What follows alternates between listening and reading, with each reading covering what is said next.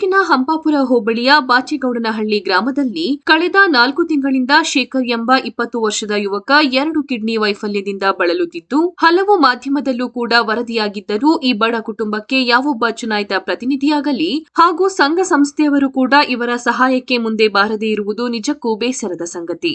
ವಿಚಾರ ತಿಳಿದು ಕರ್ನಾಟಕ ರಾಜ್ಯ ರೈತ ಕಲ್ಯಾಣ ಸಂಘದಿಂದ ಯುವಕನಿಗೆ ಆರ್ಥಿಕ ಸಹಾಯ ಮಾಡಿದರು. ಸಂಘದ ಸದಸ್ಯರು ಕರ್ನಾಟಕ ರಾಜ್ಯ ರೈತ ಕಲ್ಯಾಣ ಸಂಘದ ರಾಜ್ಯಾಧ್ಯಕ್ಷ ಭೂಮಿಪುತ್ರ ಚಂದನ್ ಗೌಡ ಅವರಿಗೆ ವಿಚಾರ ತಿಳಿಸಿದಾಗ ಯುವಕನ ಮನೆಗೆ ಧಾವಿಸಿ ಆ ಹುಡುಗನಿಗೆ ಬದುಕಿನ ಆಸರೆಯನ್ನು ತುಂಬಿ ಆ ಯುವಕನ ತಾಯಿಗೆ ನಾವು ನಿಮ್ಮ ಮಗನಾಗಿ ನಿಮ್ಮೊಂದಿಗೆ ನಾವಿದ್ದೇವೆ ಎಂದು ಧೈರ್ಯ ಹೇಳಿ ಇನ್ನು ಏನಕ್ಕೂ ಹೆದರಬೇಡ, ಸಂಕೋಚ ಪಡಬೇಡ, ನಿಮ್ಮ ಕುಟುಂಬದ ಜೊತೆ ಸದಾ ನಾನು ನಿಮ್ಮ ರೈತ ಬಾಂಧವರು ಇರುತ್ತೇವೆ ಎಂದು ಯುವಕನಿಗೆ ಧೈರ್ಯ ಹೇಳಿದರು. ಇದೇ ರೀತಿ ಹಲವು ಸಂಘ ಸಂಸ್ಥೆಗಳು, ದಾನಿಗಳು, ಮುಖಂಡರು ಇವರ ಕುಟುಂಬಕ್ಕೆ ಸಹಾಯ ಮಾಡಿದ್ದರೆ ಒಂದು ಜೀವ ಉಳಿಯುವುದರಲ್ಲಿ ಯಾವುದೇ ಸಂಶಯ ಇಲ್ಲ. ಇದರಿಂದ ಆಚೆ ಬಪ್ಪ, ನಾನು ಚೆನ್ನಾಗಿದ್ದೀನಿ, ನನಗೇನು ಆಗಿಲ್ಲ, ನಾನು ಆರಾಮಾಗಿದ್ದೀನಿ, ನಾಳೆಯಿಂದ ಚೆನ್ನಾಗಿ ಓದ್ತೀನಿ, ಚೆನ್ನಾಗಿ ಕೆಲಸ ಮಾಡ್ತೀನಿ.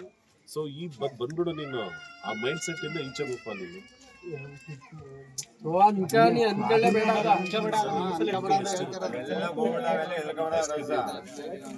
ಒಂದು ಸೆಲ್ನಲ್ಲಿ ಜೀವಕೋಶದಲ್ಲಿ ಎಷ್ಟು ಕಿಡ್ನಿ ಇರ್ತದೆ? ಎಷ್ಟು ಇರ್ತದೆ?